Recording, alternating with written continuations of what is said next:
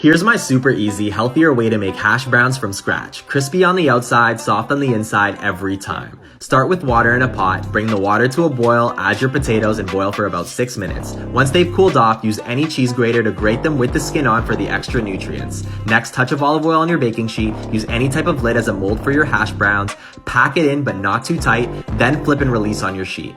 Repeat as many times as you can. Just a touch more olive oil, bake at 400 degrees for about 20 to 30 minutes while flipping halfway, add your salt and your pepper directly after, and there you go. Enjoy. There's nothing like a fried egg with a Parmesan crust.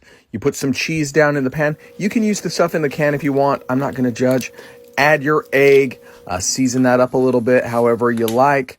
I put a lid on it with some water to get the eggs top a little firmer, or you can just flip it. That works too. Put that on the plate, serve it up with bacon. Like and follow for more easy keto inspiration. Believe me when I say this is going to blow your mind and change the way you make your lunch wraps. I saw this yesterday and I just had to try it. First, you want to make your protein. I've gone with crispy tofu. Make a cut halfway down your wrap or tortilla. Add your fillings to each quarter. I've gone with lettuce, tomatoes, cheese, tofu, of course some sauce. Now for the magic. Starting at the cut, fold each corner in so you're left with a little pocket and then toast it. It'll have you smiling like me even before your first bite. Spicing up my 2 ingredients bagel recipe. First, almond flour. I don't have yogurt, so I'm going to be using sour cream instead, but you can use yogurt. And now we mix, and should look like this. By the way, I'm using 2 cups of flour and 1 cup of the liquids. A red onion, chopping some of it, and we add it in. Mix, kind of, it's really hard. Adding a little bit of parsley. Should look like this, and now we shape. So what I do is I roll it out like this and make it into a circle. Make sure there's a hole in the middle. Should look like this, and they should look like this. Beating an egg, and we coat it. Should look like this. Now we're putting everything but the bagel seasoning, and now some cheese. Should look like this, and into the oven. According to this video, you can make an omelet in a bag of chips. I don't know if this will actually work, but of course I had to give it a try so that you don't. So over here I have a bag of chips and I'm going to crush them up using this large pan. Onions, tomatoes, mushrooms, cilantro. Pour those whisked eggs into, and we are now just going to let this boil. And there we go. That just tastes like an omelet or a frittata. I am super duper. This is my go-to snack. It's so addictive. It's like eating Doritos or something, but it doesn't have butter or oil or anything like that, aside from the oil used to cook the popcorn. So cook your popcorn, move it when it starts popping so it doesn't burn. And while it's cooking, add chili powder and onion powder to a bowl. Quantities are up to you, however much you want. Then take your popcorn out, put lime over it, and then your seasoning mix. Toss it up and enjoy. Dirty Shirley, let's booze. We're gonna build this one in the glass. 1.5 ounces of vodka. 1, 2, 3, 4, 5, 6. Top it off with Sprite. And add a splash of grenadine. Keep it boozy, y'all.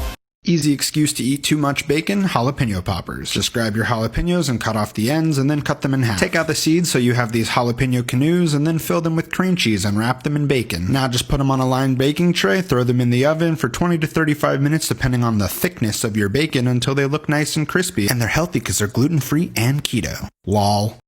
Look how big that piece of lettuce is. We're getting ready to make some mini lettuce wraps. Better than P.F. Chang's. Let's go. Sesame oil. We're going to add our finely sliced chicken breast in our sesame oil. You know we're going to hit it with that spicy Danos, that pop, baby, that yum, get you some goodness. I'm going to add that 3 minced cloves of garlic. Oh, and some green pepper, and some onion, and some water chestnuts. Let's go. A couple tablespoons of soy sauce. A good squeeze of that hoisin, like so. Some of that squeezed through ginger. Better get a little bit more of that spicy Danos, that pop, that yum, get you some. Look at it. Let's go.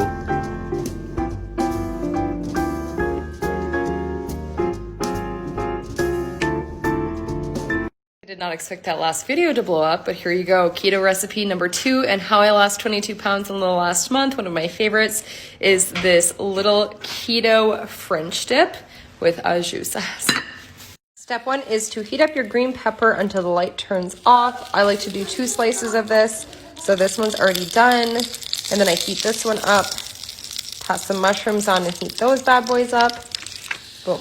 Mushrooms, I like to use a little bit of cooking spray just to make sure that they are thoroughly cooked. All right, next up, you're going to layer it. So put your Swiss cheese on top of the green pepper, then the mushrooms, and then your meat of choice. I'm using prime rib, but you can also use steak or roast beef.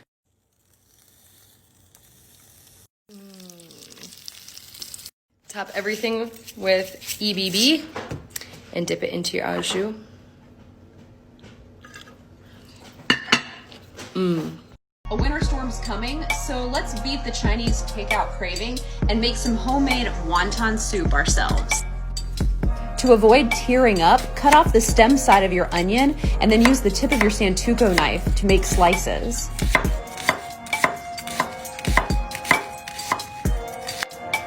Once making it around the onion, flip it up and then slice down to dice your onion. Add your diced onions to your hot olive oil. Mince 2 garlic cloves. Add chicken broth, 4 cups. Tablespoon soy sauce, ginger, 1/4 teaspoon. Your wontons, cook for 7 minutes. Add your sesame oil, some onions, green onions, your spinach, let it all cook and wilt, and then serve up and enjoy. I'd say this frosting will change your life. I'm not exaggerating. This is called Swiss Meringue Buttercream, and it's the best frosting you'll ever try. Start by separating 6 eggs. Place just the whites into a large metal bowl along with 2 cups of sugar. Mix it up and then place it over a pot of boiling water and mix. Once all the sugar is dissolved and it's reached 165 degrees, place it on the mixer and whip it up until the bowl is cool. Once stiff peaks form, gradually add in 3 sticks of butter. Whip up into the most beautiful frosting you've ever seen. Oh my gosh. Follow me on Instagram and YouTube for more. Put those tuna sandwiches away because this shrimp salad is just as easy and it tastes way better. I accidentally bought some pre-cooked shrimp, so I took the tails off, cut them up, and made sure that they were clean. Next, I cut up my little veggies and I also started to go ahead and season it. Now, this is super easy. I'm going to have the ingredients for the screenshot. I added a whole bunch of Old Bay, of course, and I mixed everything all up. This is the perfect thing to make when you're trying to switch it up, but you don't want to do anything that's too complicated. So make sure you screenshot and follow for more recipes. I made this lobster bisque for my mother's birthday and she loved it, so I'm sharing it with you. In a saucepan on medium heat, I'm adding onions, celery, carrots, my leftover lobster shells, covering that with water, adding in garlic, tomatoes, and I'm going to let that boil. After an hour, the lobster stock will be finished. Start on the bisque. Add in onions, salt and pepper, garlic, and tomato paste. Be sure to let the tomato paste develop its flavors. Add in celery and carrots, or deglaze with some brandy. Strain your lobster stock and add it to your tomato base. I'm using an immersion blender to blend up all the veggies inside, and I'm going to use a flour slurry to thicken it up. You just add flour, a little bit of broth, and mix that together. Next, I'm going to season it heavily with some salt. I'm going to add in a little bit of lemon juice to brighten it up. I'm going to add in some heavy cream. Be sure to add a generous amount of lobster, and for extra love, I'm going to baste the lobster claw and tail and some butter, and I'm going to put that on top as garnish. It's cold outside. This is the perfect dish to warm you up. Trust me. So if you're like me and you can't really bake but you have a massive sweet tooth, you need to try these cinnamon roll puff pastries. They are so quick and easy to make and they require absolutely no skill or baking science.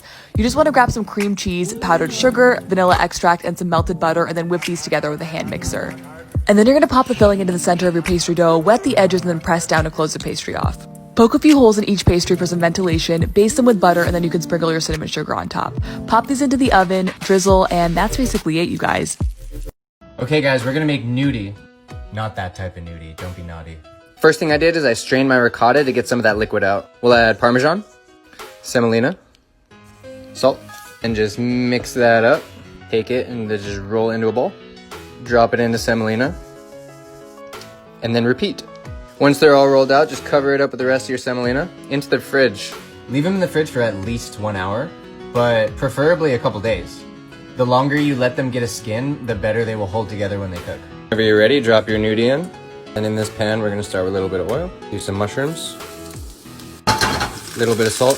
Mushrooms have a nice color. Just add a little bit of butter to infuse it with that mushroom flavor. When the nudi is ready, just drop it into the pan. Add a little bit of the water we cooked it in to make a nice glaze. Just roll them around to make sure they're nice and evenly coated with that mushroom sauce. Adjust your salt right at the end. Nudi goes down into your bowl. Add your mushrooms, freshly grated cheese, and freshly grated truffle. Smart way to use truffle. This is a quick and healthy recipe your family will love. I cut up 3 bell peppers, put that in my air fryer basket, and then 2 chicken breasts, layered that on top.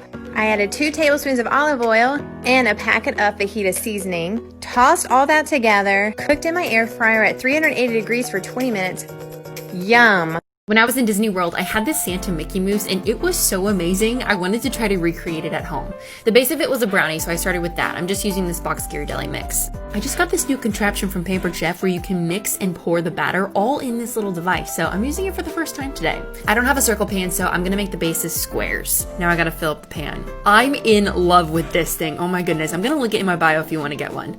Okay, into the oven, and while those are baking, I'm gonna start on the peppermint mousse. Melted white chocolate and butter with heavy whipping cream and a little bit of peppermint extract. Then whip, whip, whip until it's mousse. Add it to a piping bag, then pipe it onto the brownies. I'm not sure how they got it red, so I'm just gonna do red sprinkles because as long as it tastes the same, who cares what it looks like, right? And finally, I'm using these chocolate cookies for the Mickey ears. Okay, let's see how I did. Whoa, it tastes so good. Oh, I'm so excited.